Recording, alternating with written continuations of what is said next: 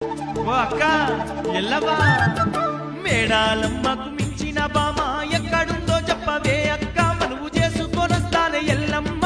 ఇద్దరు భార్యలతో ఓ తమ్ముడా నువ్వు ఇబ్బంది పడతావు, నా తమ్ముడా నువ్వు ఇరుకున పడతావు ఓ తమ్ముడా. అక్క ఎల్లమ్మ, ఆ మేడలమ్మ పడి ఉంటే వాకిట్లో పడి ఉండు, ఇష్టమైనప్పుడు ఈగల గెంజి వస్తా. నీ మొహానికి నేనే దిక్కు, నీకు పిల్లనెవరిస్తారని లేకిడోనికి పోకడెక్కువ అని అంటుందక్క.